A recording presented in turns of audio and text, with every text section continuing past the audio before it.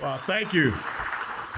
It's been a long evening, and so, I'm in that cleanup batter position, so I figure out, how can I wrap this up? How can, we're down 3 runs, it's the bottom of the ninth, the bases are loaded, I'm up at bat, I got 2 strikes on me maybe, and I want to try to crush this thing. It's a pleasure and an honor to be here with you all, and if you don't understand how I talk because I elongate my vowels, I can get someone up here to translate, because most times I have not understood anything that y'all have said to me today, okay? Where I come from is Concord. I know what a Concat is, okay? But it's great to be back here. Thank you so much, Jim. Thank you so much, Karen. Thank you so much for each and every one of you. This is my second time being up here in Lexington and Concord. But I want to tell you something. I have never run in a frickin' road race where everywhere that I turned, I was going uphill, okay? I think y'all did that to me, to kind of wear the old man down. But it was a pleasure to do a bucket list item, to be here on the 250th anniversary of the start of the American Revolution. And some people say, well, what's the spirit? What do you think about when you come here? Well, as soon as I land in Logan Airport, and I've done this 3 or 4 different times, I think about a man that gave his life for this nation back in 1770, named Crispus Attucks. When I think about Crispus Attucks, it makes me, really hate these people that threw out this crap about America being founded in 1619, because it completely disregards that sacrifice that man made.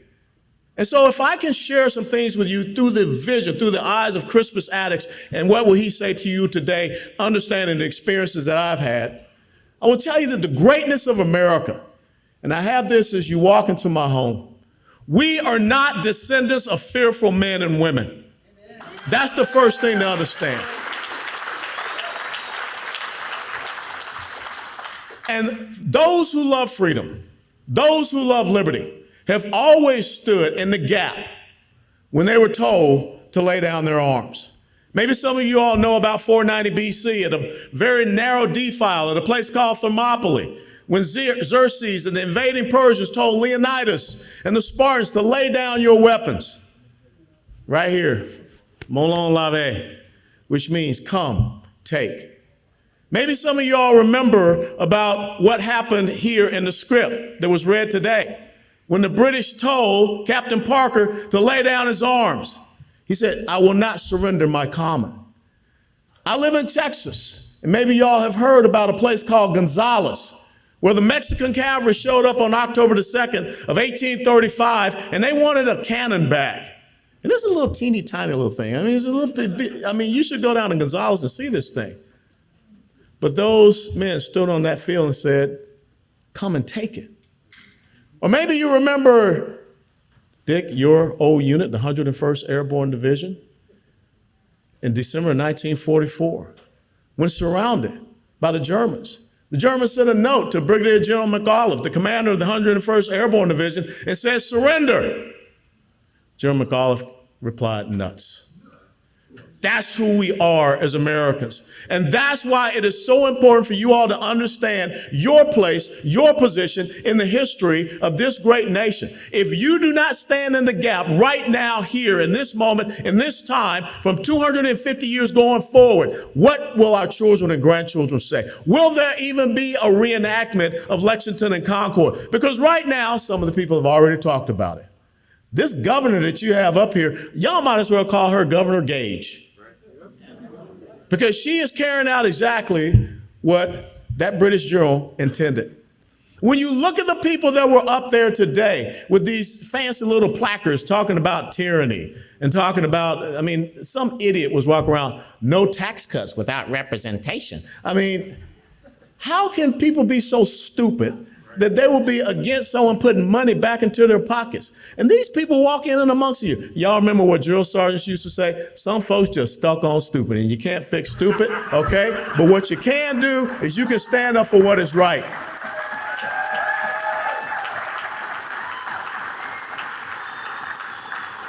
There were people that are here in Lexington and Concord.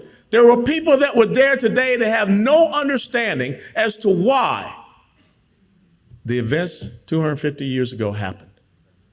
You know, Carrie Ann, what a great thing to have us all read the Second Amendment. And those words were proven here 250 years ago. A well-regulated militia. You know, we got this stupid idiot congresswoman down in Texas called Jasmine Crockett. Yeah, I know. Boo her like you booed the Redcoats this morning.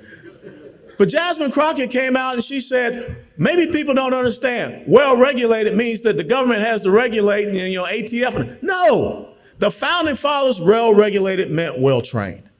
And the militia, that's ussin'.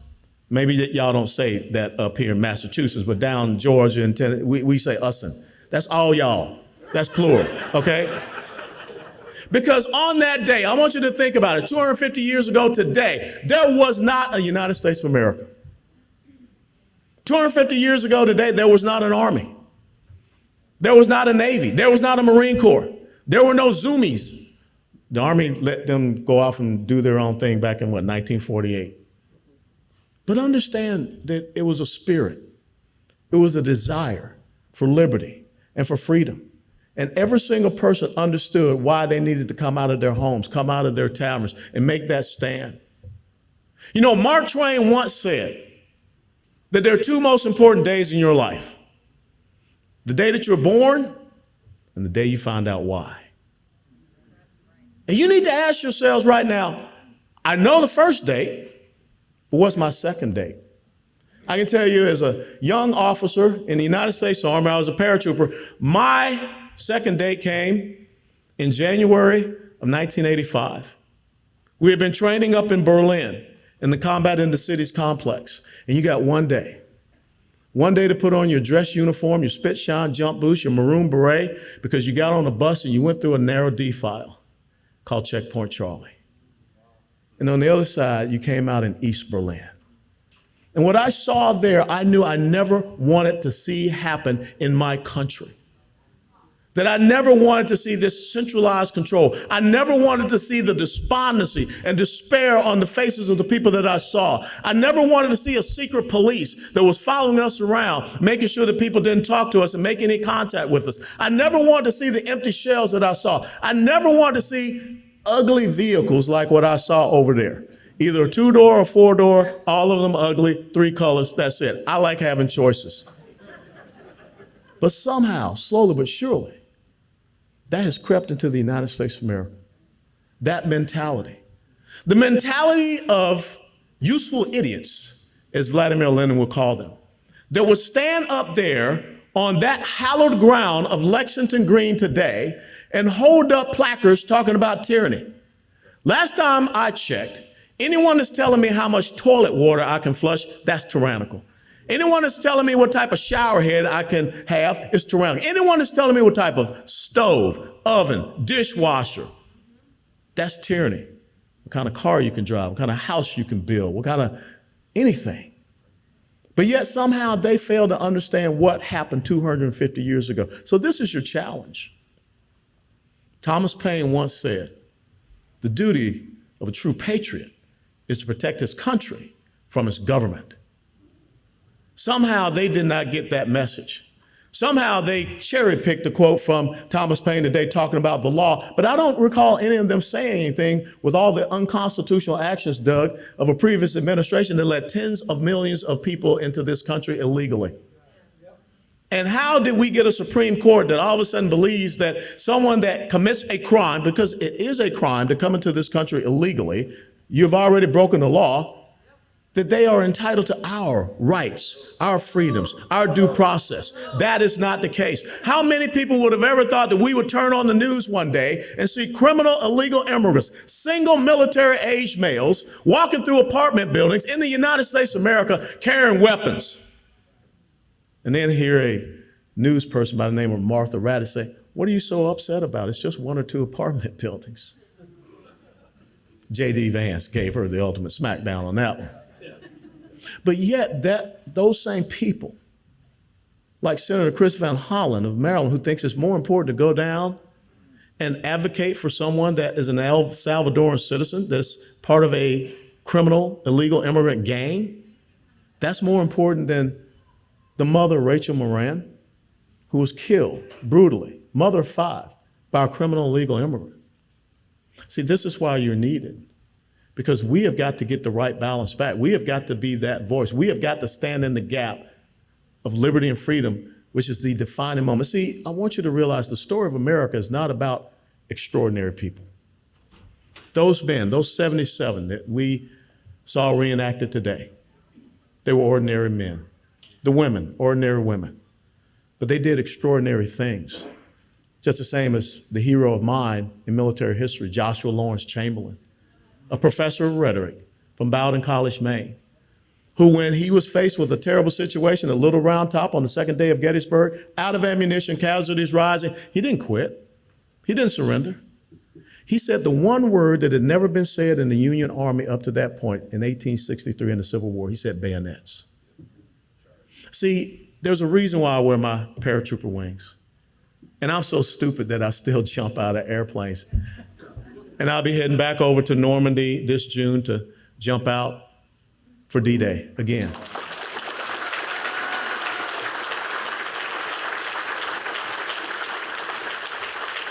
Paratroopers want the toughest mission. Paratroopers want to go in behind enemy lines.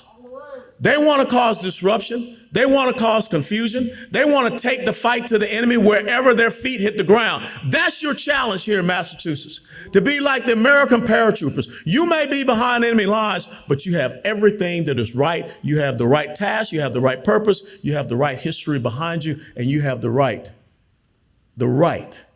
why in your lives. So tonight, when you walk out of here from this nice little banquet hall, where we've had fun, we bid on a lot of great things, we raised some really great money, but can you ask that question? The second most important day of your life? Why? Because America needs you. If the darkness overtakes Massachusetts, it will overtake the rest of this country. To one day our kids will say, why is that statue up there holding a gun? Because guns are bad. That's what my mommy and daddy, my grandma and grandpa taught me. Who are the British? Why would we fight against them? Why didn't we just go along? What's tyranny? Why shouldn't we allow the government to tell us what we can do, our buy and our leave? Now you plant your standard in the sand. Now you will do just the same as William Barrett Travis did at the Alamo on April the 5th, the day before the Alamo fell. When he took out his saber, he drew a line in the sand. He said, if you believe in standing, come across this line. That following morning, 183 all lost their lives. You know, April the 19th is special to you all here. In a couple of days will be April the 21st. That's a special day in the state of Texas. It's known as San Jacinto Day, because on April the 21st of 1836, the ragtag, worn down, starved Texians, 900, charged the battlefield called San Jacinto against the greatest military cavalry that the world knew at that time, under the command of Santa Anna, 1,300 troops at a little place outside of Houston. The battle started at 4:30. The battle was over at 4:48. 600 Mexicans were killed, 630 Mexicans were taken prisoner, to include General Santa Anna, and it secured the independence of Texas. That's what America's about. Yeah.